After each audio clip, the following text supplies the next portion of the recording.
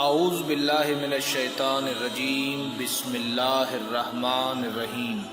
امیر المومنین علی ابن ابی طالب علیہ السلام نے فرمایا، انسان بھی کیا شے ہے،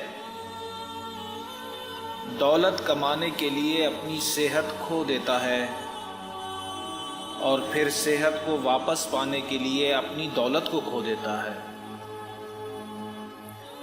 مستقبل کا سوچ کر اپنا حال ضائع کرتا ہے، پھر مستقبل میں اپنا ماضی یاد کر کر روتا ہے۔ جیتا ایسے ہے جیسے کبھی مرے گا ہی نہیں، اور مر ایسے جاتا ہے جیسے کبھی جیا ہی نہیں۔ اللہم صلی علی محمد و آل محمد۔